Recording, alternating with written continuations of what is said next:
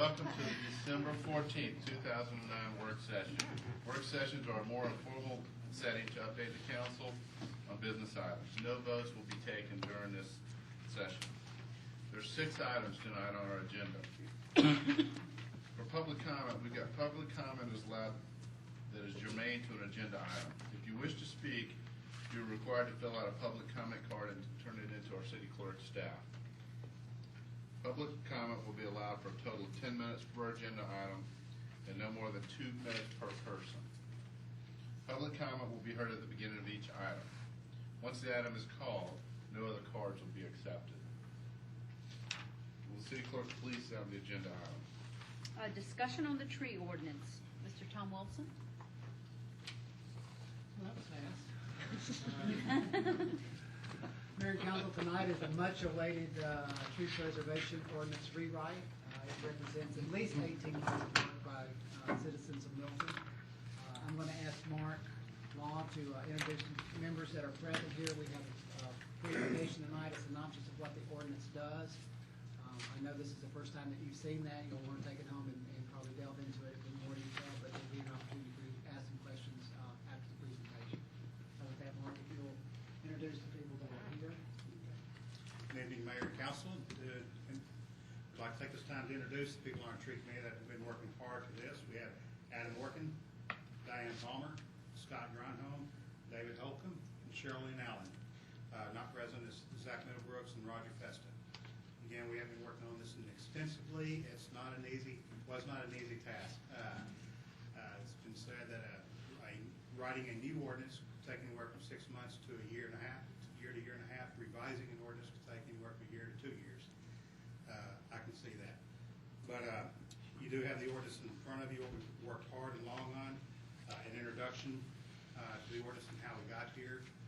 We're hoping y'all can take this and look it over and get your changes back to us and things that you would like to see us change, if anything. And we appreciate your work on this and helping us with this. We have a presentation too. Okay. Does anybody else I don't know if anybody else would have anything they want to? Is there anybody on the committee that would like to say anything?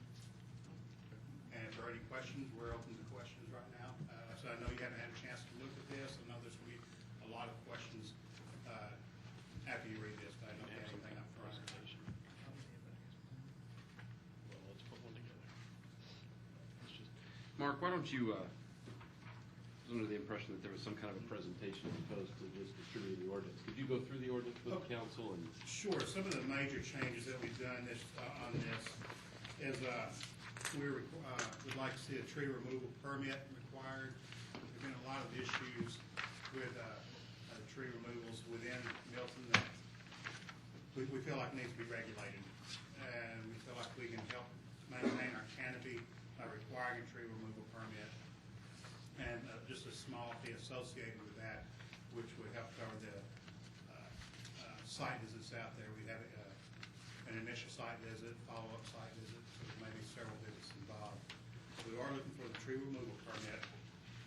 We are looking to address the specimen-sized trees.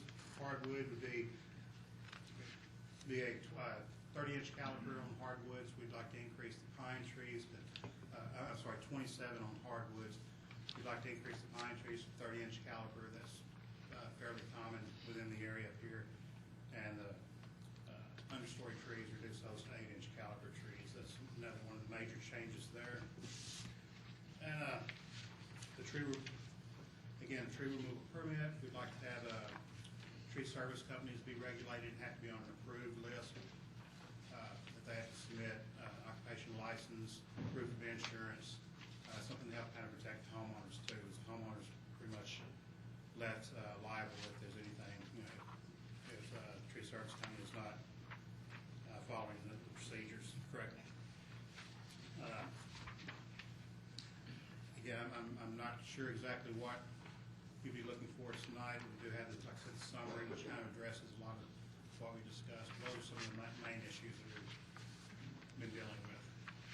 I'd like to ask a question, Mr. Law. In your opinion, this tree ordinance, how does this stack up against the say some of our surrounding cities or neighboring cities or in general, their tree ordinance. I don't want to put you on the spot, but I think that you can compare. It's really hard to compare your tree ordinances with adjacent, because what works in one jurisdiction may not in another. There are different kind of zoning regulations that would affect what the ordinance would do. So we have looked at ordinances, local, adjacent cities, looked at ordinances throughout the country. Looked at from the East Coast to the West Coast. There's not one ordinance I think we can find that we can put in place. A lot of good comments in each one. I found some cities that are very, very similar to the city of Milton. And we've extrapolated a few comments out of that. But as far as the local ordinance, I don't think it's that much different. We are, like I said, the permitting process is something that a lot of them don't do, where they require a permit to remove trees. The limitation on the trees, the number of trees that you can remove, and the size of trees that you can remove, that's strict. You know, that is going to, and so we do have a limited number of trees and size trees that would be allowed to be removed before you have to do, for a permit, when a permit kicks in. The size of the trees, again, that's pretty similar to the adjacent cities. The regulation of the tree service companies, that's something that I don't see too many local places do. Peachtree City, they do it. They have a regulation of tree service companies. And I do think that's very important. I did have a comment from somebody from Sandy Springs, too, saying that that's where a lot of their problems are through the tree service companies themselves. Obviously, some of this is going to be new to the citizens of Milton. That's correct. How are we planning on getting the word out as far as what the rules are with tree removal?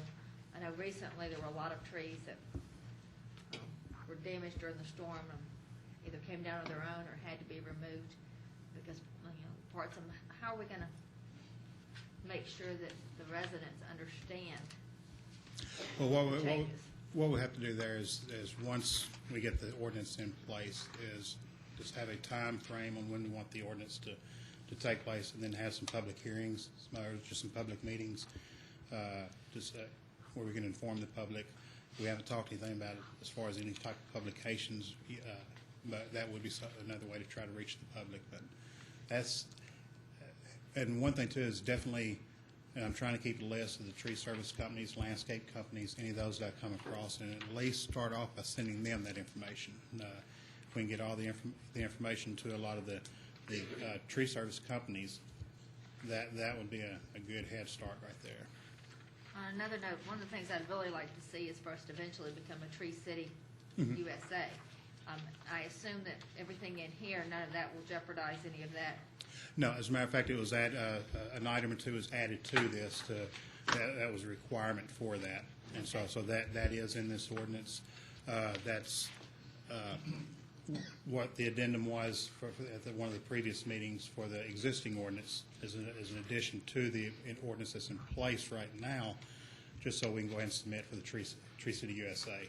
So will we be ready to submit for that once this ordinance is passed, or there's some additional steps we'll have to? What's holding up on the present Tree City USA is the item that was brought forth last week, the addendum to the existing ordinance. And if that passes next week, then everything's ready to submit. Last time I talked to the forestry, he said that's the only thing outstanding right now, is having that in our ordinance. Can I take a second and just clarify exactly what's happening next week versus what you received tonight, just so there's no confusion, even though both of the things, 2 meetings in a row, it says tree. They're very different and distinct. Tonight is the first glance at this ordinance, and you're going to get several more glances at it with varying levels of presentations before we ask you to approve it. What comes forward next week is a modification to the existing ordinance, not a modification to this ordinance, but a modification to what is in place today that will position us such that we can submit our paperwork to become, our application package to become a Tree City. So please don't think that this is what we're asking you to approve next week. That is simply a modification if you all approve it to the existing ordinance. Councilmember Thurman, to your point about getting the word out, obviously communication strategy is terribly important anytime we make these kind of changes, whether or not it's with Knox boxes on businesses or whether or not it's enforcing a new tree ordinance. So communication strategy will be important for us to get the word out.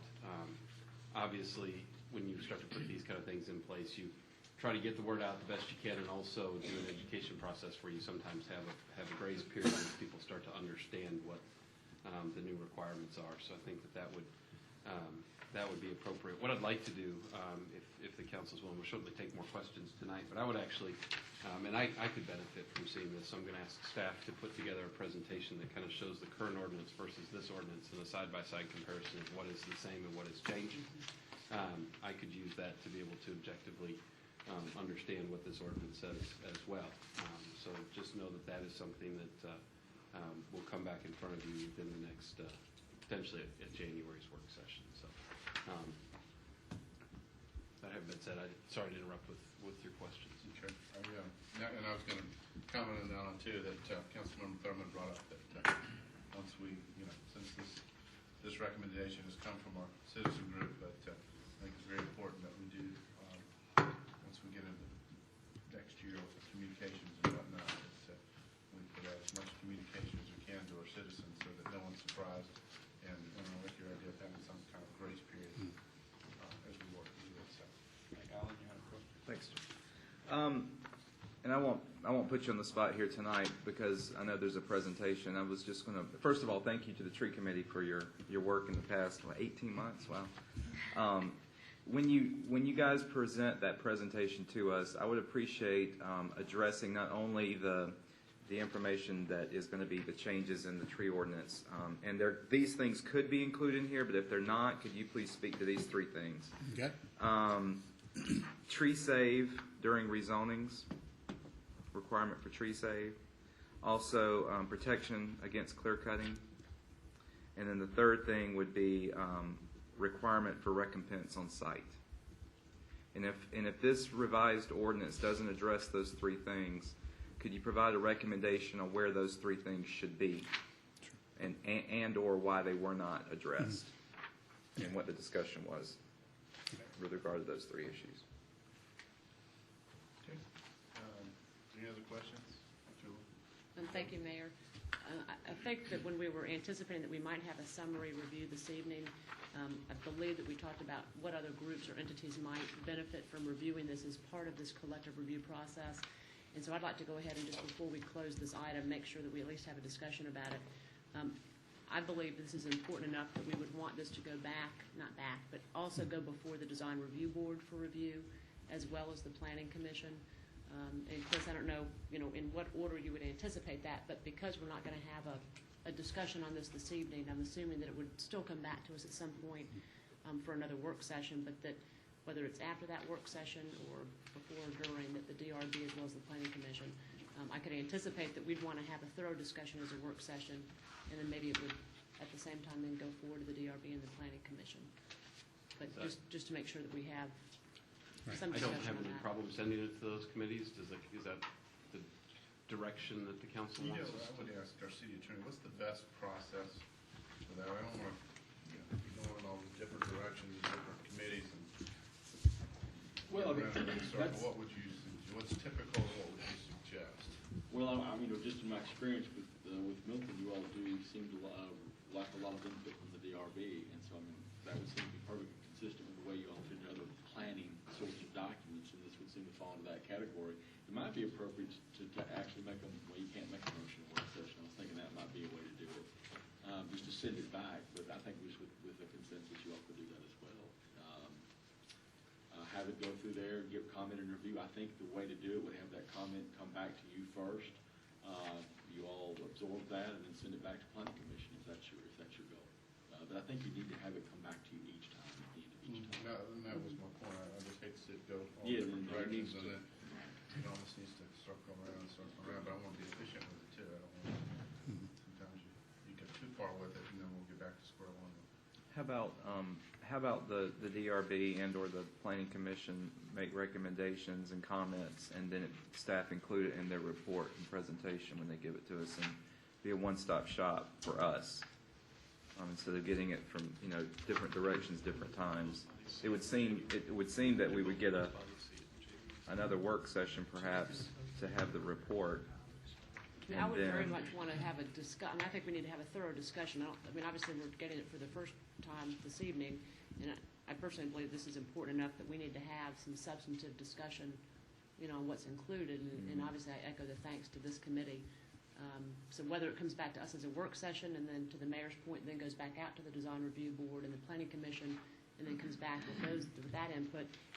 How about this as a course of events? How about if we send it to the DRB and the Planning Commission in January? We'll compile their responses and bring back an actual presentation on the ordinance in February at the work session.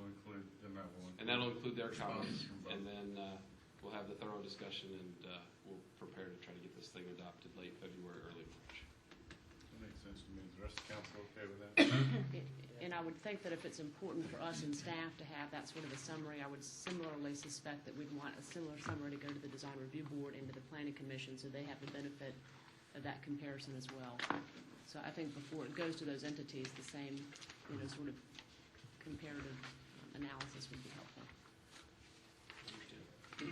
And if I may, Mayor, just on the timbering, just flipping through it very quickly, I noted that a couple of areas it talks about not clear cutting after 2.2 acres. So just as you go through that summary, it would be helpful to understand why is it not important that we would also consider no clear cutting at less than 2 acres. Okay. There's a lot of the sites that end up getting developed obviously might be just a 1 or 2 acre parcel.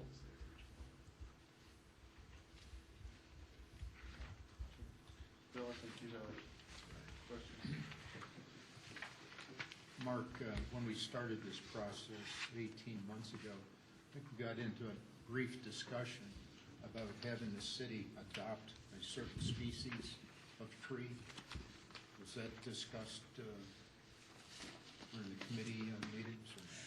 Yeah, we did not get into a discussion on a specific tree for the city. And I know that was one thing that the council person had been interested in at one time. It's just, it's hard to really find that one species that would work for the city. I mean, as far as where we could plant it and everything.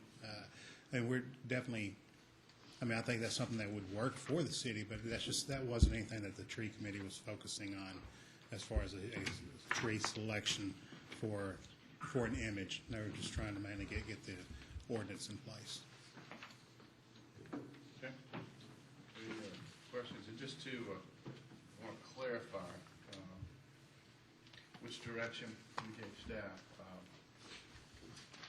What I heard Chris recommend, I believe, was to allow the DRB and the Planning Commission to take a look at this, come back with comments, and staff compile those comments and make a presentation. Is that that's correct?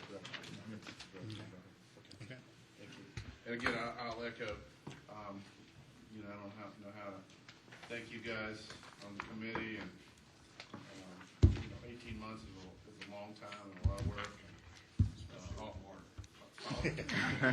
All as a volunteer, and I'm glad to see we seem to have a well-rounded group out there, different professions and whatnot. So I think that's positive. But again, I can't thank you guys enough for the time and effort and being all volunteers. So hopefully you will make a difference, and when your kids and your grandkids are still in Milton, and they'll be able to appreciate the beauty because of some of the hard work you guys did. So. All right, thank you, Mark. Okay, thank you. All right, well, our city clerk, please call the next item. Final recommendations to the City of Milton Transportation Master Plan. Mr. Carter Lucas. Ms. Faith Ignacio. And I'll just handing things up. Carter, intro or?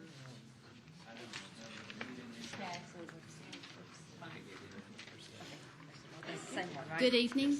What we're passing out right now is the executive summary with some very minor revisions based on comments we've received since our last presentation to you in work session. And what we want to do is focus tonight on a couple of both the comments that have been received and some of those very minor revisions. You all, I think, all have a copy of this now. You've been able to pick that up here.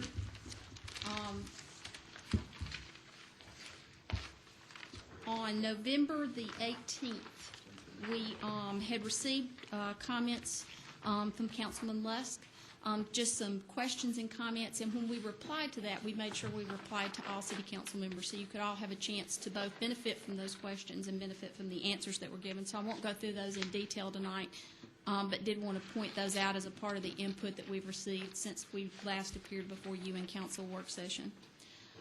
In addition, there is one modification to the intersection improvements as we presented them to you last time, and this is specifically based on after the last council work session, we had some additional input that came in from TSAC. And so we have one modification there. It's the Hopewell Road and Bethany Bend, Bethany Way, Cogmer Road and Bethany Bend intersection. And James is going to speak to that just a little bit. Actually, so those are actually two intersections that are offset from each other about a few hundred feet, as you know, with a neighborhood intersection in between. And so we had some additional input from TSAC. They're concerned about the safety and navigating that location. And so we felt it was important to include that on the list as one of their priorities that they wanted to have included with the CTP. In addition to that, at the last council work session and then actually sort of after council work session, there was a continued discussion about this, about the new high school, the intersection at the new high school and the traffic impact analysis that was performed for that.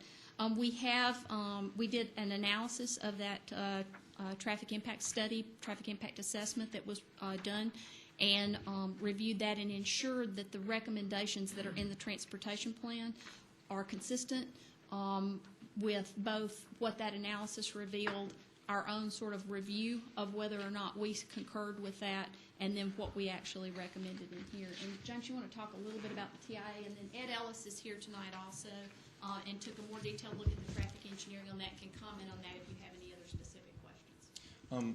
To what Faye said, we reviewed the TIA, and we did that as well as the several TIAs that were provided to us at the beginning of the CTP process, but this one kind of came in towards the end of this process, and so we went back and took a look at it and actually reviewed it to make sure that it was in accordance with engineering standards. And then once we did that, we looked at the recommendations for the existing conditions of that and compared them to our own that we had assessed, and they were in agreement, and so we noted that in the final report, and so we've edited the final report as you received it last week to note the recommendations from the TIA, so that we've included those. We looked at the access points in the site plan and made sure that it was in compliance with the overall CTP that we were providing to you. Yeah, did you want to add any specifics? Okay. So with that, other than that, those are the only minor modifications that have been made since you last saw the document. We look forward to being with you next week for the adoption. We're glad to entertain any questions that you might have. Julie's got a question. Thank you, Mayor. Just a quick question with regards to the new high school, and by looking at their, for no better term, kind of their needs assessment, it's my understanding that they have not yet defined what their recommendations are going to be specifically. Can you speak to how we'll continue to have you involved as that particular site takes a bit more shape over the maybe next 6 to 9 months, or maybe Chris, if you want to speak to that, or Carter? Because I'm just not sure that the full assessment of what's going to be required at that school site has yet come to pass. So if you could just speak to that.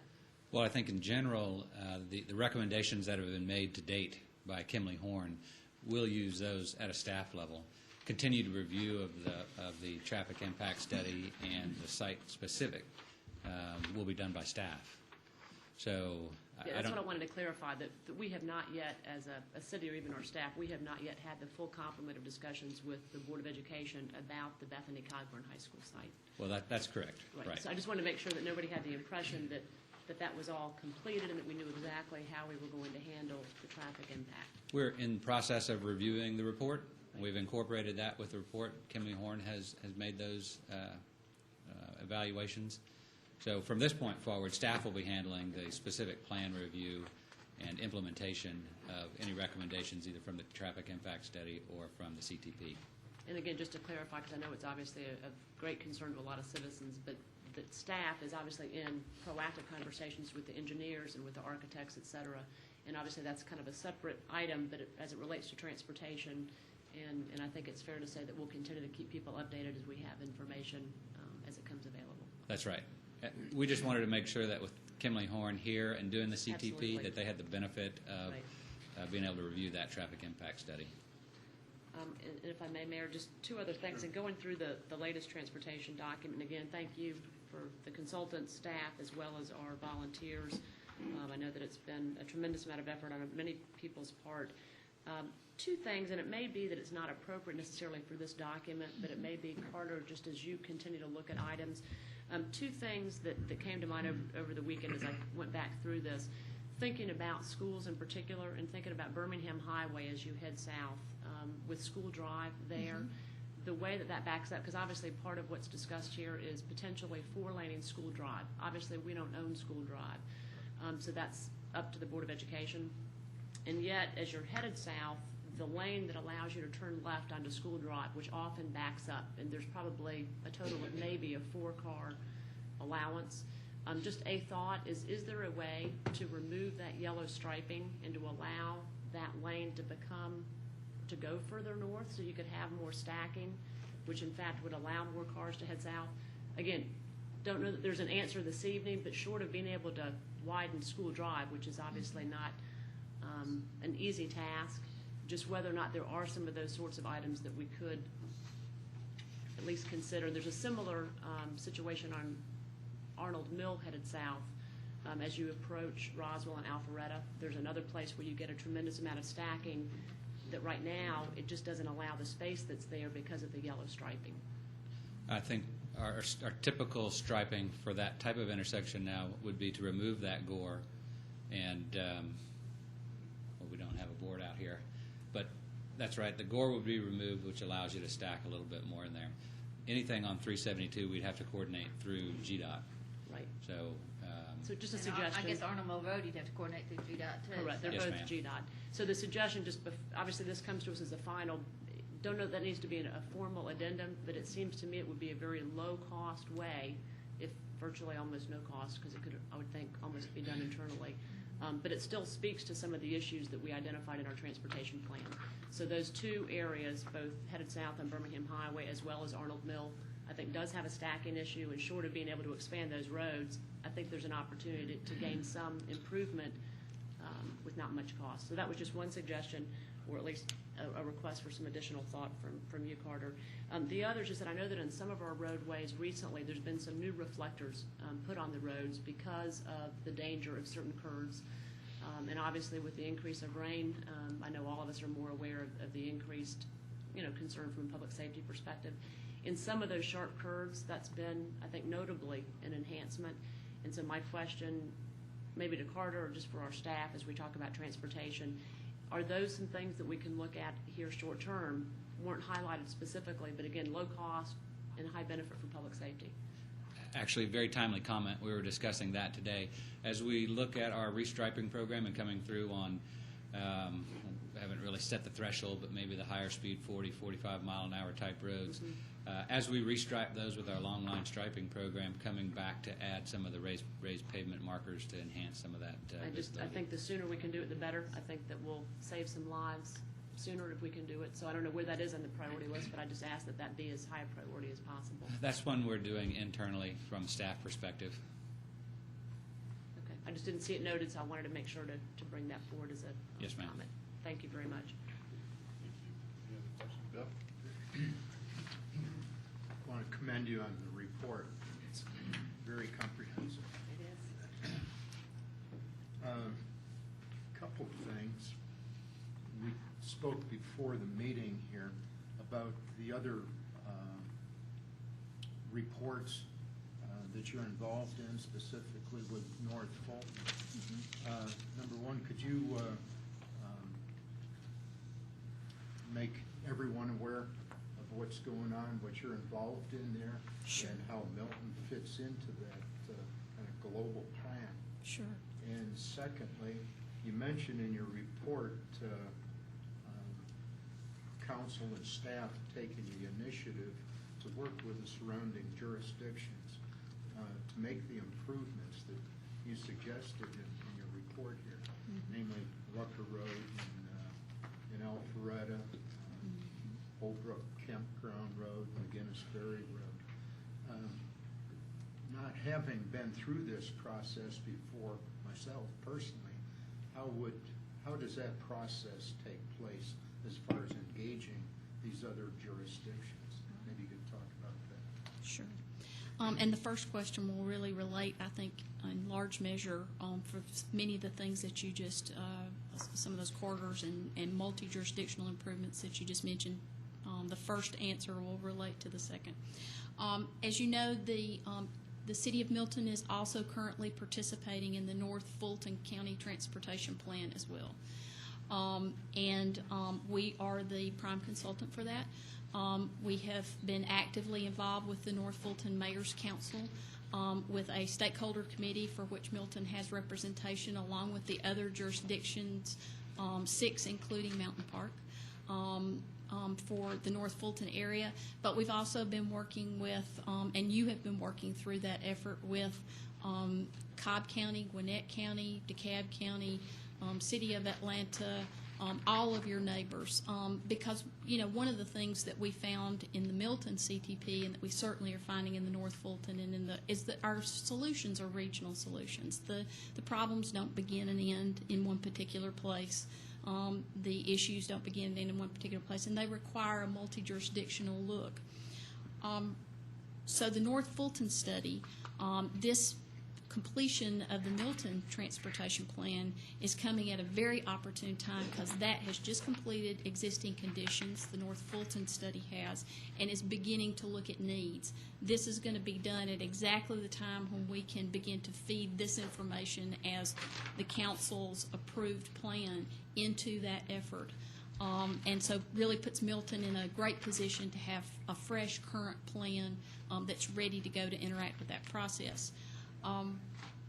In terms of one of the things that, of course, we were able to discuss in the Milton plan, and we are discussing even further in the North Fulton plan, is this need for multi-jurisdictional cooperation, be that in cost sharing, services, shared services. There are a number of different things.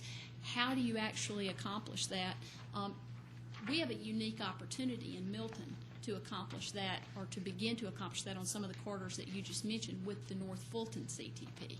You don't always have those opportunities readily available to do that. We have a mechanism to do that. I think in the absence of something like that, and after that North Fulton plan is over and you're still continuing to move forward with your recommendations and implement this, we talked about this, you remember, at one of the previous City of Milton meetings about the need for champions for projects, the need for staff and others to be reaching out, and I know Carter does that kind of stuff already so very well. Reaching out to your adjacent neighbors and having ongoing discussion between transportation and public works directors and your community land use folks to make sure that things are happening in a way that works for everybody, doesn't work against each other. So it's just a matter really of being proactive, owning a project, and Milton is exceptional at owning your community and owning your project. And then having great staff that's really well versed in the process to help you move it forward. So. Thank you. Sharon, do you have anybody else? If you get bored on Monday nights, you're welcome to come visit us on a monthly basis. Well, like thank you have very been. much. I'm glad we have the North Fulton CTP because otherwise I would miss Milton an awful lot. All right. Thank you for a professional, well-done report. Thank you so much. It's been a pleasure. Thank you. See you next Monday night. Okay. City Clerk, please sound the next agenda item. Presentation to the mayor and council from Milton citizen Dennis Potts. Mr. Potts? Get on up here. And I'd like to maybe let Chris say a couple words before we see this, and then make sure the public knows it's not something that the council has seen or has endorsed or not endorsed or anything. Mayor and Council, I'm happy to do that. I talked with Dennis, I guess probably more than a month ago now at this point. We missed the November work session to allow Mr. Potts to come and talk to the council. The narrow focus of tonight's presentation, and Dennis promises me 7 minutes, maybe 8. Yes, that's the limit. Is a presentation that he has shown to the library board about a piece of property that he has that he's interested in having out there as one that's for consideration for the new Fulton Public Library that is going to be built in Milton. Again, I do want to clarify that this is not something the council's asked for. This is something I've allowed him to come make the presentation similarly to other presentations that the council's already seen. You've had presentations that have demonstrated where a library could go, and I felt this one kind of fell in the same area. So without any further ado, I'll tell you I was the one that allowed this to happen. And I've seen the presentation. I'll let Dennis share it with the council now. Yeah, just go ahead and watch it, and then when you're done, if you have any questions, and we have a little bit of information to give you, and that's it. Thank you for your time, though. Thank you, Dennis.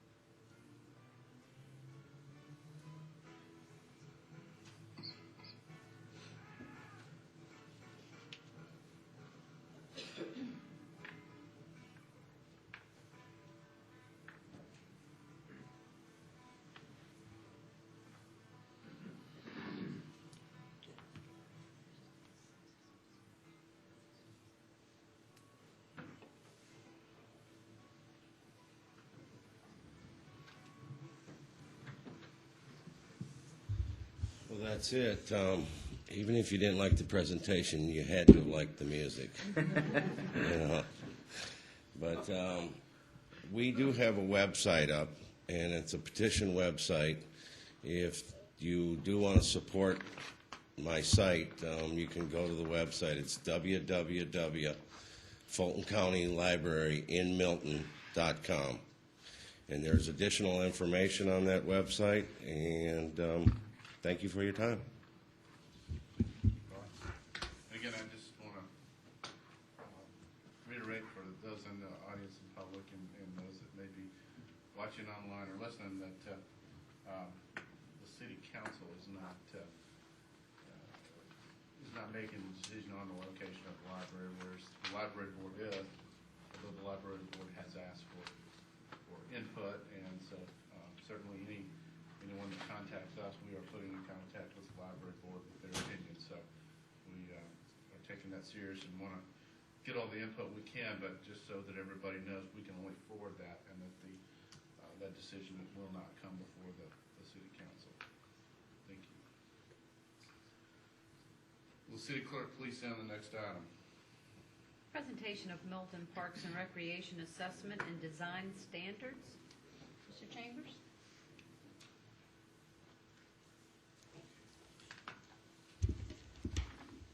Mayor and Council, what I'd like to do is take about 2 minutes and give a very quick overview and refresher of kind of how we got to this point tonight. And then I'll turn it over to Jim Sipes and Ellen Heath, who are here from EDAW, and they will actually do the actual presentation for you. First of all, I'd like to also recognize 3 of the board members from Parks and Recreation Board that are here. Mark Reed, the chairman, is here. Lauren Jackson and Sandy Shealy are here. And also Scott Stahowski from HYA is in the audience tonight. Just as a quick review, if you remember about a year and a half ago now, during the budget process for fiscal year 09, you allocated money for a master plan for a Parks and Rec department. And when I came on board and spoke with the leadership at that time, which was in October of last year, we started talking about that, and I suggested that Milton may not be ready for a true master plan yet. There was no department, there was no staff, there were few facilities, there was no fees and charges, there were really no programs in place, and so a master plan was probably a step beyond where the city was at that point. And I suggested to do an assessment, find out really what you had in place, what was here, what should be here, what's the condition of what's here, what are other entities operating here, and what are surrounding communities operating, so that you really have a baseline to know what's out there before you proceed with a master plan. So that's what everybody agreed kind of made sense to do, and that's what we went with. Part of that assessment was also to develop a pattern book, a theme, if you will, to begin to look at what a Milton Park system should look like at some day in the future, to distinguish it from a Fulton County park system, so that you can start looking at colors, and you can start looking at types of design and what fencing should look like and what park fences should look like, so that one park would have a consistent theme to the next park and to the next park as they're developed or as they are rehabilitated and renovated. So we developed really a 2-part project, if you will. One's the assessment and one is the pattern book. The pattern book, once it was formulated, was submitted to the Community Development Department, which reviewed that to make sure that it was in tandem with and meshed with everything in your zoning ordinance, which it does. And so we wanted to make sure that was consistent. So going back to the beginning, we developed an RFP, sent it out, got some really strong proposals from several different firms, and decided on EDAW Incorporated, which put together a really outstanding proposal. And one of the reasons that we chose them, we meaning a city, a group of several people from the city that chose them, one was that they had done so much work in North Fulton County. They had done the Alpharetta Parks and Rec Master Plan. They had worked with Roswell on the Riverfront Park, and they had done the DeKalb County Parks and Rec Plan. So they knew this area. And secondly, they really showed a passion for wanting to come to Milton and work, and that impressed a lot of us in the review committee. The Parks and Rec Board has had a lot of input from the very beginning. The very first meeting that was held was with EDAW and the Parks and Rec Board, and they've had a lot of input into this as the process has progressed. And then in the last couple of months, we've just kind of spent fine-tuning it, making sure that it was edited and that it was in good shape before we brought it to you tonight. So I guess the final comment that I would make is that one of my goals was to make sure that this was a plan that actually would be used and would not just sit on a shelf someplace, but would actually be taken off the shelf by an architectural firm at some point in time when they're looking at the design aspect of it, or coupled with the needs assessment, which we're in the process of doing right now, putting together your needs assessment. So you'll have a needs assessment in a few months. That'll be a statistically valid survey of the community. Couple that with what you're going to have here, and you'll have a really good baseline for what a Parks and Rec system should be in the future. So that was the goal. And that's all I'm going to say. You should have a CD if you'd like to plug it in your laptops and kind of see what the documents themselves look like. But otherwise, I'll turn it over to Jim and Ellen, and they'll come up and do their presentation, and I'm sure they'll be happy to answer questions as we go through it.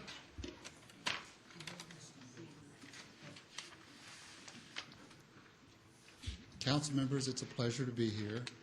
I was going to ask Dennis if we could borrow his music, but he left. So if anyone plays the guitar and brought it, or used to be a professional background singer, that would help. It is a pleasure to be here. We've greatly enjoyed working on this project and appreciate the opportunity to share it with you. Oops, already messed up, didn't I?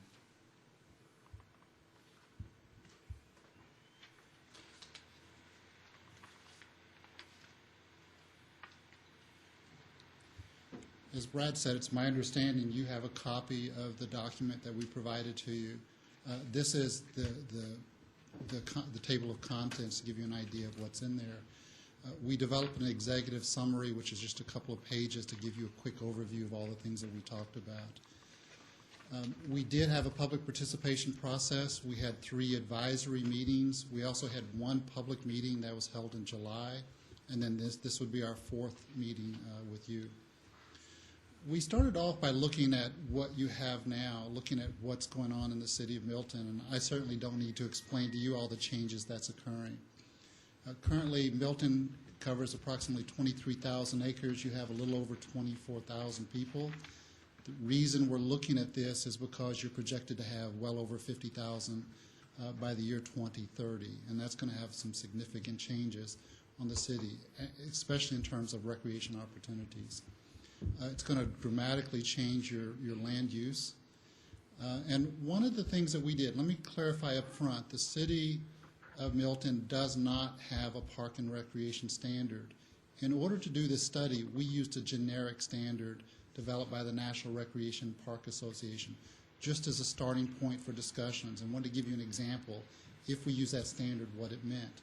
So if we use the National Recreation Park Association standards, which is 6.25 to 10.5 acres per person, that means right now you need to have somewhere between 151 to 254 acres, and you're kind of right in the middle of that average right now. But it also says that in 2030, you're going to need somewhere over 300 acres of parkland, if that's the kind of standard that you decide to go with. What does that mean? It means we would have to start looking somewhere down the line at park acquisition. We also used NRPA standards to look at types of recreation facilities, to look at general standards, look at existing facilities that you have now, what your existing needs are, and what your existing needs would be in the year 2030.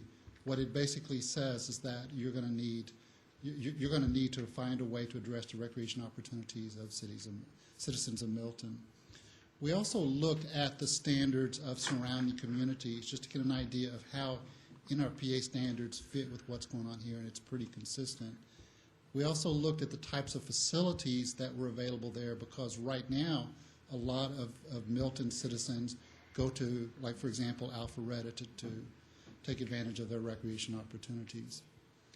One of the things the city of Milton is going to need to do is to establish their own standards. And Brad talked before about the assessment that you're currently going through now to get an idea of what the citizens of Milton want. So we started off by looking at generic standards. We looked at benchmark standards, the communities around you.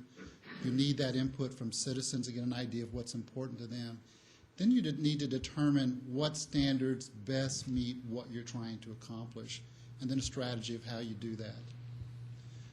And there are a lot of strategies. It's not just about going out and buying a lot of parkland. You can either purchase or lease new land. You can develop on the existing land that you have if that's what you decide to do. You can focus on public-private partnerships. You can look at partnerships with local municipalities such as the City of Alpharetta. You can also let private recreation providers provide those opportunities at a cost. And when we talk about these kind of other providers, this is a number of private facilities that are in Milton. It means they're not open to the public. They're associated with schools or churches or homeowners associations and that sort of thing. And also within a half mile or so of the city of Milton, what types of facilities are out there. So there are recreation facilities, just most of them are not available to the public. This is just an example of some of those other providers. We ask a question. We only had one public meeting. We're glad that you're going through the assessment because one public meeting is not enough to get an idea of what's important. But we did ask that we did a series of clickers, like on a game show where they do, which video do you like the best sort of thing. And we asked the question, what level of support should the city of Milton provide for certain types of activities? So, for example, play opportunities. And these are the results. So 37% thought it should be very highly supported. 27% thought it shouldn't be supported at all. So we found out very quickly, our questions, we got answers kind of all over the place. Passive recreation opportunities such as walking for exercise, very heavily supported. Active recreation such as youth sports, very clearly divided. More expensive facilities such as aquatic facilities, basically there was not a whole lot of support. What the assessment will do is will give you a much better idea of exactly the kinds of facilities you ought to be providing. And we looked at that not just for recreation opportunities, we looked at structures, we looked at seating opportunities, and a lot of those types of things. We took all of that information and we actually were asked to look at 5 specific parks. And what I want to do is walk through those very quickly. Crabapple Community Building. This is Crabapple. There are a number of issues involving the Crabapple site. You all know where it is. The building itself is less than 1,000 square feet in size. It's going to cost approximately $70,000 to renovate it to a point where it's usable. One of the great limitations, it's just on a very small site. And with the new road construction that's going in, parking is an issue, access is an issue. And at the public meeting and from the Park Advisory Board, safety was an issue that was brought up a lot. We would actually recommend that the city not keep this site as a recreation site for the reasons that I named. The building is too small, the site is too small. It probably has better opportunities for other uses. One possibility would be to remove the building and make it a small neighborhood park. But frankly, if we were going to locate a neighborhood park, that's probably not where we would put it. Bethany Community Building, a lot of the same basic issues. It's a little bit bigger. It's 1,340 square feet. It's going to cost roughly $85,000 or so to renovate. It's in disrepair. It's my understanding that the city has already repaired the roof. Is that right, Chris? That's correct. So already started that process. Unlike Crabapple, based upon the donation, there are restrictions to that. You basically have to keep the building and you have to renovate the building in order to keep the site. One of the nice things about Bethany is that Bethany is on a really nice site, a little bit less than an acre in size. And it provides you a lot of opportunities. We did a real quick design concept to give you an idea of what you could do. So, for example, a drop-off area, basically an entrance loop road, parking off of that, trails that would connect to a playground in the back, an arbor gazebo area for seating, expanding the building, providing a porch and that sort of thing would give it opportunities to do a number of things. In that case, it actually starts to function as a small special use park or a small neighborhood park. Would be really good for farmers markets and that sort of thing. Overall cost, based upon what we're showing, building cost is about $110,000. Site work would be between $140,000 and $160,000. And again, these are really rough estimates. Bell Memorial. Bell Memorial is actually really the only true quote-unquote park you have as far as use. Very heavily used. I went over there 3 times, could not find a place to park any of the 3 times. So anybody who goes over the afternoon or the weekend when there are ball games going on certainly understands that. Number of opportunities, recreation opportunities there, primarily active recreation with the ball fields. There is a playground. There is a picnic shelter there. We looked at a number of concepts about potentially what you could do there. Frankly, the site, it's roughly 14 acres. Given all the activities that are going on there, it's pretty much maxed out. We would recommend you look at expanding parking. Whoops, let me back up one. Or not, we won't back up. There we go. And if you can see in that lower part of expanding parking, that would give you additional space for 30 parking spaces. We think that what you need to do is focus on quality, focus on improving aesthetics and functionality, rather than trying to introduce more use there. There are potential opportunities for expansion of Bell Memorial, and if that's the case, you could look at adding up to 2 additional fields, but a lot of that depends upon the discussions with private landowners. Overall cost for all the things that we're talking about, somewhere between $690,000 to $740,000, depending on what you decide to do. One of the things that we added were additional restroom facilities. That was one of the comments that we heard from a number of people. Birmingham Park, actually the largest park in Fulton County. It's a little over 202 acres in size. Beautiful site. Will give you a lot of opportunity to provide a combination of active and passive recreation opportunities. There is an existing house on the site. It's going to cost roughly $80,000 or so to renovate it so it can be used for public use. We would actually recommend that there was a master plan done for Birmingham Park 5 or 6 years ago. We would actually recommend you start the process of a new master plan for 2 reasons. When we do park designs, we basically do update park designs every 5 years. So even though you have a master plan, it's time to probably revisit that before you move forward.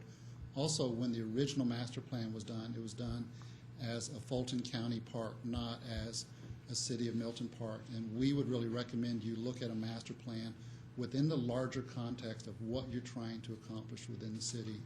As we said earlier, are you going to try to meet all of your recreation needs on Birmingham Park? Would you rather have it focus more on recreation with passive recreation, with active recreation somewhere else? Those are questions you really need to ask before you develop a master plan.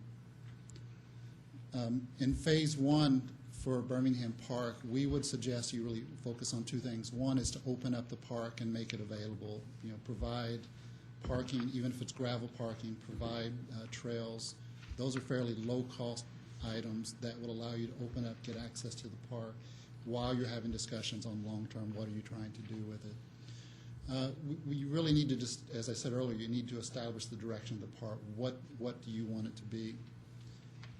Providence Park is not a City of Milton park. Hopefully, we were hoping it would be by now. Hopefully it will be soon. It's a 40-plus, 41.75 acre park, mostly pines, passive recreation. There's an existing building on site. The park was closed in 2004, I believe, when contaminants were found on site, so it's been closed ever since. The people that we've talked to have said that most likely it will become a City of Milton park in 2010 or 2011. So hopefully sooner than later. There is an existing building on site, provides a lot of potential for what you could do there as a community center or community building. We talked earlier about the site being closed. The park really should focus on 3 primary uses: passive day activities, environmental education facilities, and also camp activities that could potentially include overnight. You can also, in this case, take a liability and make it an asset. The problems associated with the site, the contaminations, that could be part of the environmental process, what you incorporate into the building itself.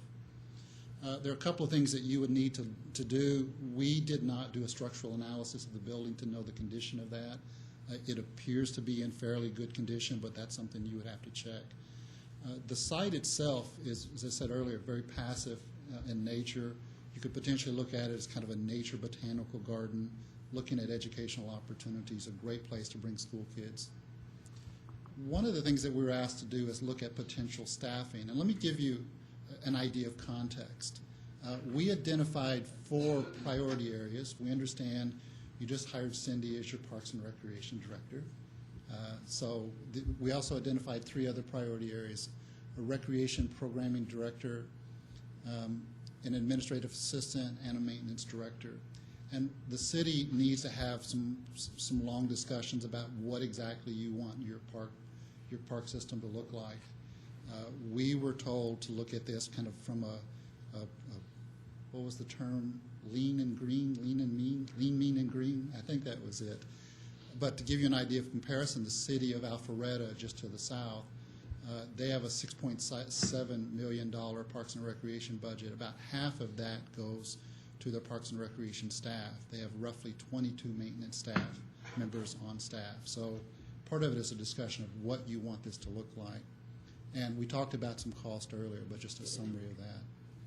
As Brad said, we were also asked to develop a pattern book. And the idea of a pattern book is to help define the character, the look for Milton parks.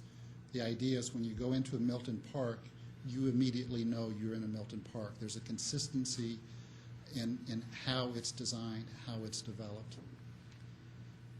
We did a quick survey at the public meeting as well. Not too surprising.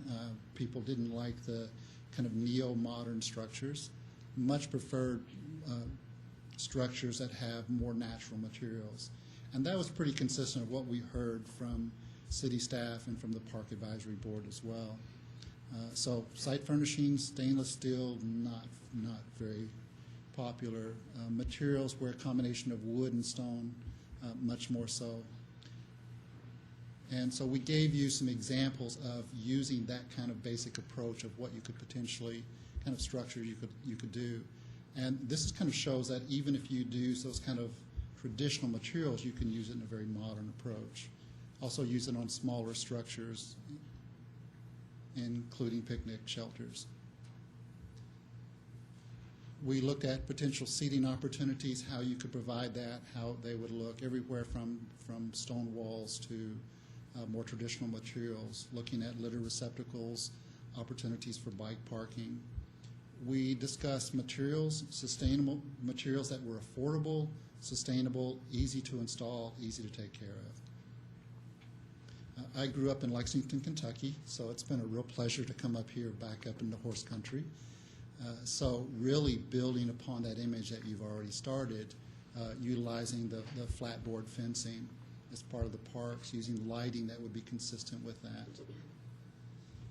As far as plant material, a lot of native plant material, indigenous materials, more native and more massing rather than individuals, looking at sustainable opportunities such as stormwater harvesting, using bioswales to capture stormwater runoff. We also looked at signage, using that same basic concept of the existing sign you've got now with traditional materials. We explored a number of different concepts, kind of decided on this using basically an ashlar granite or a limestone. You could use exactly the existing sign that you use now, combine that with the flatboard fencing, and then the native plant materials. Gives you an idea if you decide to put that in a central location versus if you decide to put it on the side of the road, whichever is most appropriate on an individual site. Using that same approach, looking at smaller signs that would be in the park as well as perhaps informational kiosks. And finally, we looked at multi-use trails. For the bang for your buck from a recreation standpoint, it's really hard to beat trails. So we talked about a wide variety of trails, natural trails, hardscape trails for a wide variety of uses.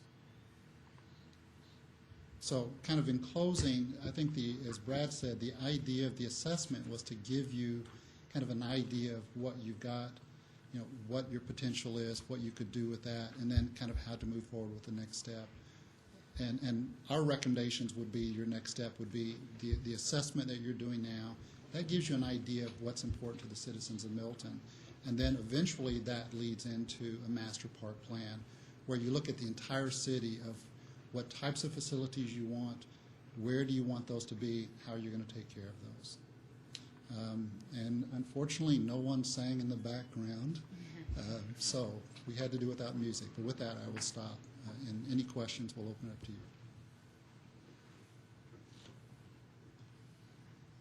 Any questions? Council?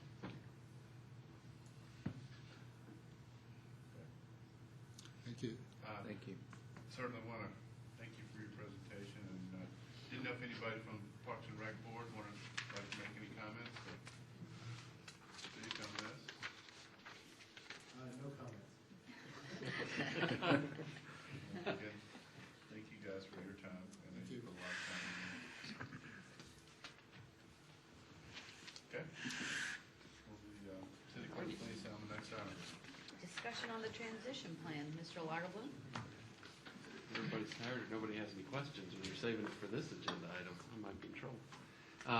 Council, I held this as a placeholder tonight, just because we know that the transition from CH2M Hill to the city's more self-governance, I guess we're about 2 weeks away, about 14, 15 days away from that being final.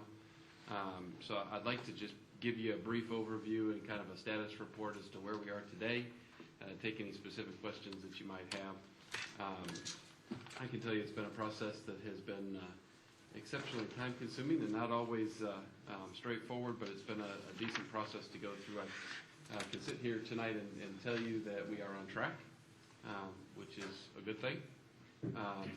We have kind of attacked the transition in several different areas, dealing with process and programs, dealing with information and technology, dealing with labor as in people, and then also dealing with how we deploy some of the services and whether or not we engage our own version of subcontracting in certain areas of the city. So to take kind of those and just talk about each one quickly and individually, so that this makes some kind of sense, I'm just going to, in my brain, navigate my way around City Hall and just talk to you about department to department. So work with me, and I'm going to start at the clerk's door, and then you'll kind of know what's coming next.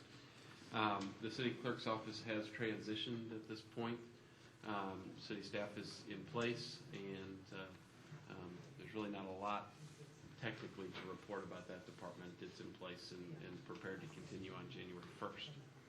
The communications department is in place, and that one is prepared to move forward. The city has and will employ a communications manager. Many of you know this person. His name is Jason Wright, and he will start with us on December the 28th to give you an idea as to where we're going with the communications department. I can tell you that he presented an amazing communications strategy and implementation plan. We went through multiple interviews and actually have seen what he proposes to do for the city in the first year. And it was one of those interviews that occasionally you step up and walk away from and say, even if we don't employ this guy, I want to buy his strategy. It was pretty neat stuff. So stand by and just watch some of those things transpire. I'm really excited about the communications department of the city moving forward. Chris, is that something that he would be willing to share with us at a work session? Oh, absolutely. And I'd love to see it. It's ready to go. It was a heck of a plan. So. I'd love to see it. Jason understands some stuff that I don't understand. He's probably a lot smarter than I am, but he understands all the way that people communicate these days. And it's not just always an e-blast or an email. There's a lot of communication that's going on in mechanisms other than website, e-blast, email. Those are all important, and we certainly won't just throw those to the wolves to start something new. But he understands the different types of social media communication. It's a scary world to me. I don't Facebook on any regular basis, and I really don't know what Twitter is, but I understand that people get their news that way these days, so we're going to try to communicate with those people as well. Human Resources, as you know, was a department that we transitioned early, partly because we needed that support to be able to put the rest of the plan together. So You've all met Sam, our Human Resource Director. We have moved forward and completed the hiring in that department by retaining Connie Jacobs. So you'll all know Connie as well. That's going to be a very good department. Still working my way around the building. Let me see here. I guess we move into the finance department. The finance department is again transitioned and ready to go. We're downsizing the size of the finance department by one. I believe that we potentially had one too many in the staffing of the finance department, and this was the time to bring that staffing to more of a right size. I'll move now to picture it in my head, I guess, to John Umflett's office. I've got to say, I'm asking him to make a comment again tonight. No, he's not. I think Okay. I'd like to make a presentation. I can tell you, John has led one of the biggest initiatives that we had with this whole transition, and that was the bringing over of technology, information technology, and making sure that when we turned on our computers that they worked, that when we picked up the phone that it worked. 2 weeks ago, the transition of the phone happened, and I'm here tonight happy to report that all of the technology you are seeing in front of you is under the city's control. That transition occurred Friday, Saturday, and Sunday of the weekend, so John has done just a phenomenal job. He hit a bit of a glitch over the weekend, but he fixed it and worked through it and pushed through it. So today at City Hall was the first day that staff came to City Hall and had live computers that were City of Milton computers. So that transition is on track. The Public Works Department is one that we are making strides in and still have some things to shore up next Monday at the meeting. The professional staff that we've put in place is there and ready to go. Carter Lucas will remain our Public Works Director. We are working on some subcontracts and the transitional subcontracts. They reside at this point between my office and Attorney Paul Higby's office, and we are putting those contracts together that will all resemble six-month contracts with certain contract language you'll see next week to allow us to continue the services that are being delivered by subcontracts after January the 1st, while we explore some other staffing opportunities we have in Public Works in the form of an IGA with another government, or with going back to the market and rebidding our own subcontractors. Ken's office is comfortable with it, and I'm thankful that they are. As long as we do something on a 6-month basis, as long as the scope of work remains consistent and the price remains consistent of what was being charged prior to January 1, that we can do that as a sole source for the purpose of this transition. I want to just bring as a supplemental note to you, I guess at this point, that there will likely be a package of contracts that are going to come forward to you next Monday night in the council meeting. They will be with Optech, Roadworks, Lowe, Safe Built, as well as HTE, which is a piece of computer software. We're working through all those to bring them as one package. If we approve those will allow us the labor services to stay in place for the period of 6 months while we continue to explore potential opportunities we have with other governments as well as our subcontracts. The mayor and I met with Mayor Letchis last week and explored some opportunities that we might have for efficiencies between the two cities, and something as easy as pothole repair for that matter. And, it's just not something we jump into blindly, so we want to make sure that we have a mechanism in place that we can continue to provide services while we explore that further. Please. Just in the package of contracts, so all of those subcontractors are those with whom we are currently contracted, but the price will be obviously at a reduced amount, which makes it consistent to your point. It's at least at or below. I'm assuming for the 6 months we're potentially paying below what we would have been paying through a third party. Yes, I think I can answer your. I think I understand your question. So we're not paying the same rate we would have paid through CH2M Hill is my direct question. Correct. Okay. And will we answer yes to that? Will we have as a part of that package the financing component that's associated with each of those subcontracts? Each of the contracts. I say package. I don't want you to approve one vote and approve 5 contracts. But if we have 6 components to it, it would be the contract. It would be what the cost would be for that 6-month period, and I'm assuming a comparison of what it had been. You will have a scope and a price. Okay. The only thing I might add, just to realize you're not going to have anything to compare that to. You can compare that to our budget. Right. But again, we're going from a full Right. lump sum contract, so you'll have the Right. subcontractor contract and the price, but you won't have any to compare that to. And that's why we're treating these as a sole source transition contract. We'll get the real comparisons when we actually engage the market in the form of an RFP, if that's the avenue we elect to go. I mean, the other option might be that we elect to form some type of an MOU or an IGA with another government. Sometimes when you regionalize, you end up with a better result and more cost-effective But we've got some mechanism. internal thoughts in terms of what some of those might be, because it's my point. That's correct. That's correct. My concern at this point is purely grounded in the fact that I don't need a traffic light to go out on January 1st at midnight and have nobody to call. Or a deer that needs to be removed from the right of way and have nobody to call. So we're putting some stuff in place that keeps us functioning in that area. With respect to community development, we have a couple of people. Community development's a bit of a convoluted thing. I'll see if I can do my best and explain it in 4 minutes or less. We are actively seeking a community development director. We have held second interviews with 3 particular candidates. I don't necessarily want to, in the purpose of not saying who those are in a public forum for fear that we would jeopardize their opportunities where they currently are. 2 are from in-state, 1 is from out-of-state, and hopefully we'll be able to make a selection in that process soon.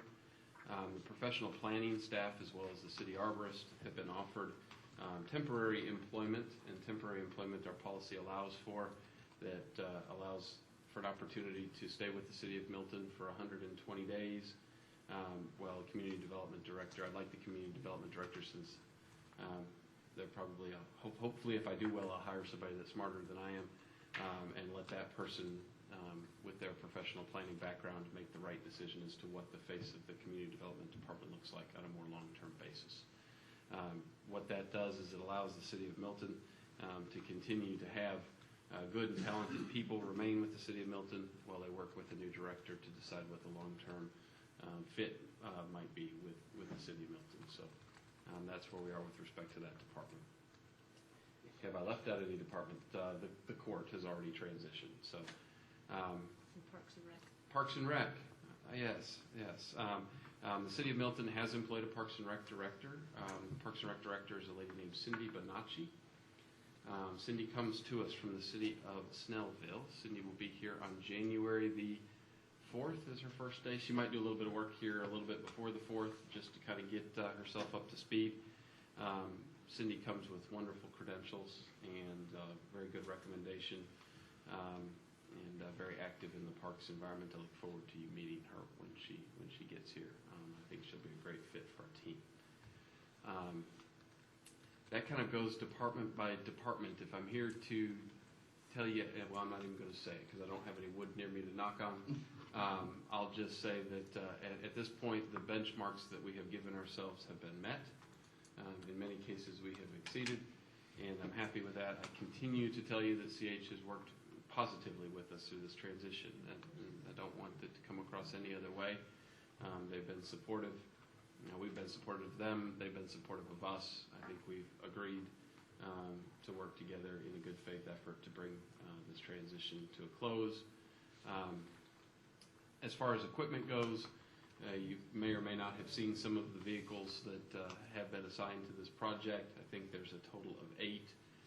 After review and evaluation of the vehicles, I think the City of Milton, my recommendation to you is going to be to move forward and acquire 4 of those 8 after looking at condition and mileage and price, fair market value price.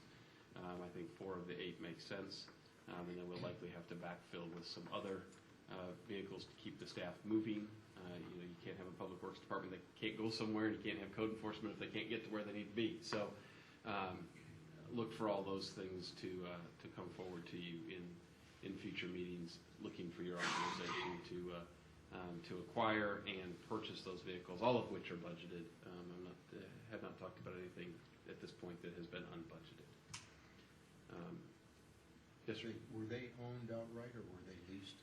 They will. Well, and as I understand it, that works similar. Now, Tom's here. If I get out of line, he can probably jump up and correct me.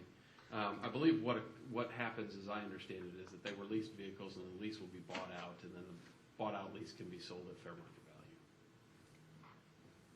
I am not anywhere near to a point, and I just want to say this to you all in case it was going to be the next question as well. What's our budget look like and how much do we save? I know that's going to be a question that is burning at the top of everybody's head. I am in no position to, I'm in a position to tell you that the answer to the question for me is I don't want to tell you I don't know, because I do have some estimation. But I also would rather, as I've taken the stance from the very beginning, I would rather under-promise and over-deliver. And if I tell you I think we're going to save $10 and we save $20, you're going to be happy. But if I tell you I think we're going to save $30 and we save $20, you're not going to be happy. So I want to tell you that I do believe that there are cost savings. I can confirm that I do believe there are cost savings in going through this transition. I do believe that the level of service will be the same or better than it was, and that's not to say that it's hard to get a lot better, because CH provided great service, but I don't want you to think that we're taking on a lesser level of service by going through this transition. So those questions will all be answered, and we'll get to all those, and I'm sure you all in the public are ready to know what the answers are. I just don't want to mislead you and give you a number. I have to come back later after it circulates through the whole community. I have to come back later and tell you I was wrong. So give me the opportunity to know that. And to give you something that I can actually confirm with hard data. So just, that was going to be a question, just give me some time to answer that one, honestly. Is there any questions you all might have with respect to the transition? I assume we will do a mid-year budget review sometime around March, once you have the hard numbers. Yeah, Stacy and I talked about that this morning. March is where we're targeted. We may be prepared to do it a little bit sooner than that, but March is when we need to do it by to get our budget in line with where we need to operate for the rest of the fiscal year. Any other questions? Just very quickly. Code enforcement, I'm assuming that as part of that 120-day transitional period, that code enforcement is up underneath community development still? Right. Now, the staff that I've elected to have as temporary staff within the community department is the professional planning staff, as well as the city arborist. Because those I just don't understand enough to know if we are right-sized, if we're oversized, if we're undersized, if we have job descriptions we need to write that include additional functions so as to justify a full-time work week. There's all those things that are out there moving around. I am comfortable that we do need a code enforcement officer, and I am comfortable that we need a plan review engineer, and I am comfortable that we need a construction inspector. Those I do know.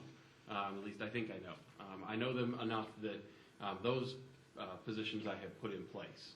The ones that I'm remaining is in the temporary world until I get somebody that can kind of guide that community development department and form it with a vision is the professional planning staff and the city arbors. I want to just add something too. Again, as Chris said earlier, CH has worked well with us through this transition. And they got us to this point where it would have been very, very much more difficult to have done without them. And it's been a long process. I think we've ultimately, collectively made the best decision. But I also want to say that Chris and I have had the opportunity to meet with some very high-level CH employees and have given them a lot of feedback and constructive criticism. And I think they all agree that it will help their company moving forward in these situations and their models. So I think there's a win-win there. I also, want to reiterate what Chris said earlier. Tom Wilson has done a great job helping us out and going back and forth. And I want to commend Tom because I know it's a tough situation, because I know Tom, as well as a whole lot of the other CH folks, really started out here in Milton and love Milton and feel a bond. So, that's a tough. Tom's been in a tough situation, having fond feelings for Milton and being a part of this team, but then also having to negotiate and work to a separation. So, again, I just want to thank Tom for all the cooperation and everything you've done. So, thank you. Okay, City Clerk. I second that. City Clerk, please move on to the next. Mr. Mayor, our last item is discussion on the ISO pre-assessment. Chief Eggers? Mayor, Council, what I'd like to do is just inform you officially that ISO is coming to the city of Milton. Not that we requested them, but we were on their radar screen early on, along with Sandy Springs and Johns Creek, who are also going to be evaluated in the coming year. What that means is that they're going to come out with an evaluator and actually assess the fire department and its ability to reduce fire loss. And what that includes is the fire department, the water department, and the communication system.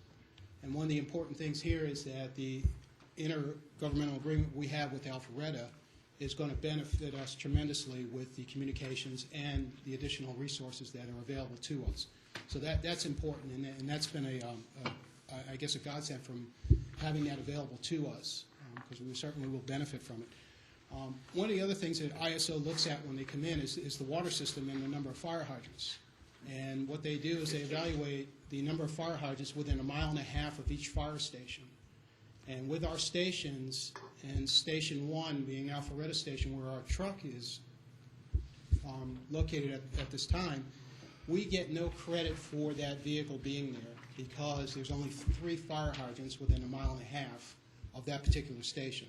So unfortunately, we don't get credit for truck 1 at its present location.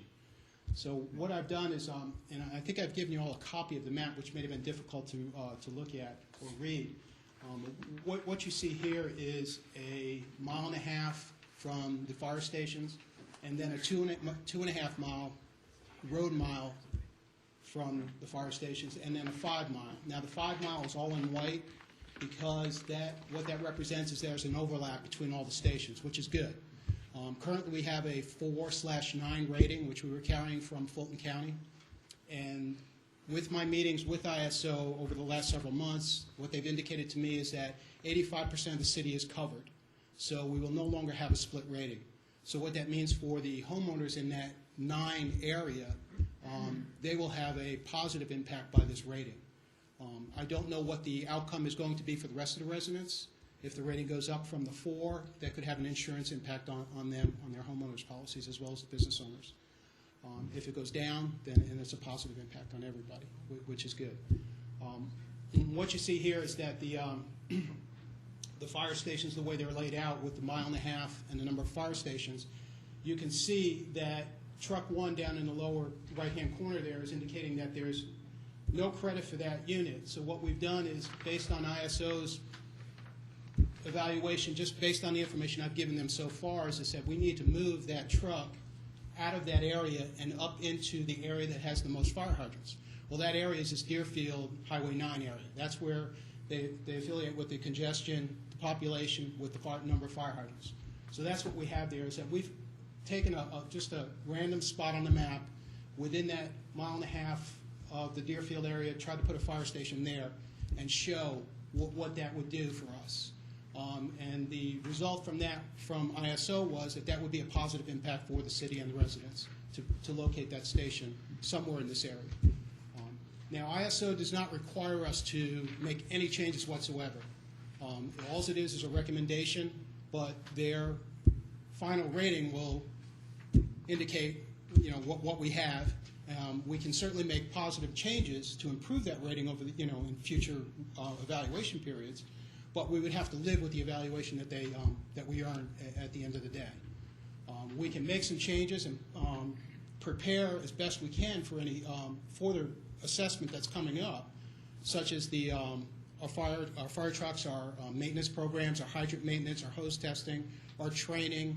But some of the things that we really can't change at this point is the number of firefighters on a unit, how many fire trucks we have in the city, how many fire stations we have. All those has budgetary impacts, and then again, we have to weigh whether that's important or not based on the cost for that, what the tax or what the insurance increase would be, opposed to what the tax increase would be to fund those items. So we have to balance those out and see what's important. I do want to inform you, and John, if you could change the maps. What I did is I also took we took a snapshot of all the incidents that, and you don't have a copy of this, but what we did was took a snapshot of all the incidents we've responded to over the last 2 years. And what this does is it shows the number of medical calls as well as the number of fire incidents that we've responded to. And you can, I don't know if it's real clear there or not. Is that the right map? Is that the right map?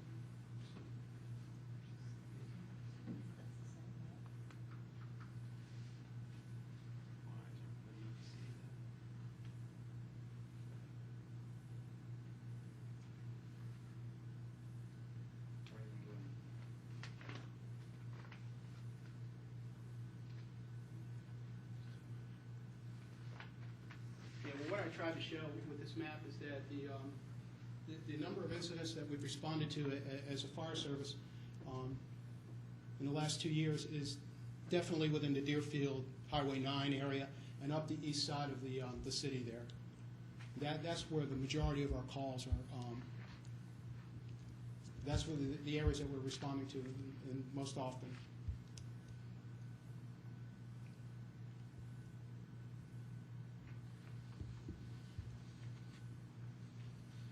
I guess it's difficult to. That's a lot better than that first image, that helps. Yeah. But you can see what the station is, and that certainly does cover, or that generalized area of where we need to start planning, I think, in the future, of where we should put a fire station. But again, ISO does not dictate to us how to spend our money or whether we have to make these changes or not, but the end result will be the rating that we earn. So, any questions? I just want to make a statement so everyone realizes, and thank you, our Chief Edgar. The ISO rating, we basically, as Chief Edgar said, we inherited the split rating of 4 and 9 from that's Fulton County. We need to be aware of the fact that if that rating changes, as Chief said, it could go down or it could go up. Some areas that we've got are high towards the 9, some are towards the 4, but we need to be very supportive of our fire chief and our staff and whatnot, because there's a big difference if the ISO rating comes in and goes up. It's going to be a big difference for our citizens on their fire insurance premiums. So we need to keep that in mind, that if we need to make capital improvements and move forward with things, and things will come for us later, we need to keep that in mind. It's not just that we're spending our tax money, but it's also a direct hit on our citizens if we don't take proactive steps. So you can have an ISO rating of 9 and pay 3 or 4 times what someone that pays with an ISO rating of 4 on their insurance. So that's something to keep in mind, that we need to look at the big picture and for our citizens' sake. So thank you for being proactive and whatnot on this, Bill. Chief, as we make upgrades to the system, can we call for a reevaluation or reevaluations on the schedule that they set? Yes. What we can do is, we're on the schedule for a May-June evaluation. It will take them anywhere from 6 to 8 months to actually post that. In the meantime, we'll already have that report available to us, knowing what the changes are. We can go ahead and immediately start making those changes and then come back and ask them, even if we can get them done in time before they make that posting, to come back and reevaluate, we've corrected these items. So, but on an annual basis, we can ask them to come back as well, if it takes any more than that time. Sharon? I'm assuming if we don't do something in the Deerfield area, our rating probably will increase from a 4. Is that correct? I can't say that for certain, but everything that I've looked at and all my meetings with the ISO representative is indicating that we need to move. We need to move. We in need to that have a direction. truck and people somewhere in the Deerfield area to at least try to maintain the 4. Correct. The unfortunate thing about this whole process is our fire response today is so much better than it ever was, but it doesn't fit into a formula. It's a technicality, yeah. It's a The technicality. joke right is, now. the joke's often that, anybody can be an ISO 1, all it takes is money. Right. If you put 14 fire stations in Milton, we too could be an ISO 1. But it's, doing the best with what we have, and then also playing a little bit of the formula game to figure out how we, how we put into their formula what is best for our citizens. And that's so true, is that we are certainly serving the public with Truck 1 being in Station 1 in Alpharetta. We are providing an excellent service in that regard. One thing also I wanted to point out is that one of our neighboring counties just went through an ISO rating, and a couple of the points that came back was that they needed 5 new fire stations and 17 more pieces of apparatus and personnel to staff that, which is unrealistic. And again, these are recommendations by ISO, just like NFPA. They're all recommendations, but you have to go within your budget and your ability to make those improvements. Thank you, sir. Alan? I have just just want to make sure I'm clear on this and I have a question. So even though we're serving the needs of the citizens with the Webb Bridge fire station as far as response time in Deerfield and Highway 9, we're not going to get credit for it as far as our ISO rating is concerned because of the number of fire hydrants within X number of Mile and a half from mile that and a station. half. Okay.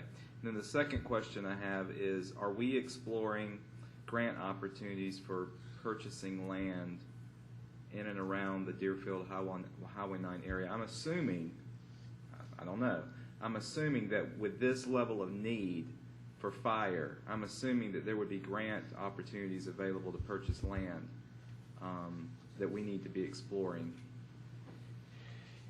Yes, in answer to your question, I don't know that we've necessarily explored land acquisition grant funding. I mean, typically, if you have a piece of land, the grant funding that you can apply for, at least in my experience with this, is for the structure itself. Okay. You know, the unfortunate thing when you look through the report that I think you all have is, even though we're sitting here talking about our rating being 4.9 and that we need to get another fire station in the Deerfield area, when you look at how we technically compete against other places in the state, I mean, you can see the swing in the state is for people that have lower ratings than we have today. The majority of the agencies in the state have lower ratings than we do today, which is going to make us less competitive in a competitive environment to demonstrate that this is a crisis. We did, in fact, I want to say, didn't Matt work on some type of stimulus funding for fire stations? Replacement of, yes. For replacement fire stations. So grants are an opportunity. There are some other opportunities that we have with respect to this particular discussion. They are appropriate, though, for executive session more so than they're appropriate for the public forum tonight. So I'm just thinking of two things. One, the gobbling up of land on Highway 9 in Deerfield is only going to get better as the economy gets better. And also, there's a lot of development on Milton Parkway that's going to tax Alpharetta's ability to even provide us a place to have that protection here. I mean, all of that development down there has been stalled because of the economy, but it'll pick back up. We've got a couple of different options. I don't know that we will get to them next week. And that's not because we don't need to get to them next week, but I will just tell you, I'll bring sleeping bag next week because it's going to be a long one. But maybe the first executive session in January that we can get into and talk specifically about a couple of different options that we have, that would be the better forum to do that in. We're not bringing this to you tonight to say, look, guys, we got this problem and we don't know what to do about it. We do have some very good staff that's putting together the best plan we can put together to come out of this in May. And I think when you see some of the options that we have, although it may sound like we're doom and gloom tonight, this isn't just a completely doom and gloom environment. Now, you can't get ISO to tell you, even if you go do this, that all of a sudden you keep your 4. They just won't say that. They'll say, we'll be happy to evaluate you when we get there. So once we can talk a little bit more specifically about locations and what some of the options are, it'll make more sense as to how we can potentially get that fire truck in that Highway 9 corridor. This is not a shock to Alpharetta. I'll just say that as well, that Chief Edgar's notified Alpharetta as well, so that we don't have this public meeting and all of a sudden the rumor starts floating, well, they're going to pull the fire truck out of our station. What's this all about? This is not a shock to the leadership and the Alpharetta team. So this was designed tonight just to be let's get it on your radar screen. I didn't want in May to come to you the first time with this and you say, well, where were you in December when this was important? This just kind of gets it out there, puts it in your brain, and this will be one of those things, much like our agreement with 911 and other agreements that we have. We talk about it kind of systematically and repetitively until we get to the solution. Thank you, sir. Just a quick question. One, thank you very much. It's very helpful. Obviously, the impact financially to citizens, as the mayor mentioned, it varies depending on what that rate does. When we talk about this later, not this evening, and you probably have already done an analysis like this, but I think it would be helpful as part of our communication to citizens as well as how we evaluate, is if that were to go up by 1 or 2 or down by 1 or 2, if we could, on a range of homes from 200,000 or 100 and 205, at some certain data points, and just have, very quick back of the envelope sort of analysis that allows us to communicate to citizens what that impact would be, based on the value of the home. Obviously, there's an impact, but being able to describe that with a functional and financial assessment, I think would be very helpful. The other question that I have is, and obviously we'll talk about options in executive session if it involves land acquisition, but in terms of the immediacy of that one fire truck, what's the requirement under fire code and fire safety? Can you place a truck in a non-fire house? I mean, can you use a warehouse? Can you use another location that would be within the city of Milton? It has to be heated. It has to be So heated. it has to be a heated facility? Correct. Okay, so leasing options and other sorts of things might be an option? Correct. Okay, if I can read my own handwriting, I think those are the only two. And keep in mind, that's the reason this is put on the agenda tonight. Absolutely. Just as a start, Right. like Chief Edgar said, they're not going to, get back till May, and Right. then we've got time, but just so everybody knows that this is being No, worked on. it's exactly the right process. And to give you just some kind of a comment about where the fire truck is placed today, it is in the best place it could be to protect our citizens Absolutely. No, I today. understand that, and my point is just, as we communicate with citizens and as citizens hear about this, is that one, obviously, it's in the best position for public safety, Right. first and foremost. The impact from an ISO, it varies depending on people's home values, and that's why I'm saying that if we can communicate that, it helps people understand that it's not as though it's going to be Right. a And we'll put huge something together for you. The only thing I might caution you on in doing that is the ISO is not directly related to home values. Right. It's more distances and ability for the fire. Right. agency and It's a everybody. range. So it may be something where you just talk in general, but then individuals can call their insurance company Absolutely. and ask for specifics if the ISO is different. Yeah, I'm thinking more that if we had example A, B, and C, and we could get something from state, different companies, and just say, if you, in this scenario, what would it be? It just helps people to digest what that could or could not mean. And I think it removes the, So long as we can be accurate with the numbers we're putting out, we're Right. happy to do that. Unfortunately, as I understand it, it's not a sliding scale where one is, Correct. this, and two is this, and three is this. As I understand it, there's kind of some banding almost that goes in there, that if you're, 1, 2, the jump is between 3 and 4, but then there's not really, if you're 4, 5, or 6, it's not that bad. Then the jump gets between 6 and 7 it's just again. the potential of cost It's, differentiation that I yeah. am simply suggesting. I'd be happy to continue And I working on suspect it. the Is chief, absolutely correct. ISO uses a rule of, I hate to say it, a rule of thumb, but they have such a wide range right. of between an 8 and a 6 and what that percentage could be. Right. And I would hate to sit here and tell you that that's what it is, No, and then a citizen comes back and says, well, I should have gotten a 29% Right. decrease in my insurance, and I didn't get it. Why? it's all so- about how we communicate it. All I'm suggesting is if we had an example or two, it gives people a sense that it's not another $10,000 of expense. It might impact them a few $100s or whatever that might be. Right. Well, part of that is just to balance it with the fact that we as a city, obviously, number one is safety. We want to put our fire equipment the safest, and then number two is if we spend money, the city's money, the taxpayers' money, knowing that it will save the taxpayers' money on their insurance costs. And I would just like, as a closing, that my meetings with ISO and the representative is that we are in very good shape in regards to our fire protection that we provide. We are conducting some housekeeping issues that we need to deal with, records management and such.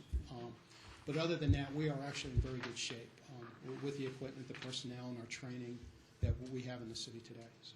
Do we get benefit or credit, if you will, for our cooperative agreements with some of the volunteer organizations within Cherokee County that are just over the line? Is there any benefit obviously there's a benefit for public safety because those folks help us when necessary. Right. Our greatest benefit is with Alpharetta and the agreement that we have with them. We have a mutual aid agreement with all the counties. Unless we have a written automatic aid agreement, such as we do with Alpharetta, that would be the only way we would actually truly benefit from those other.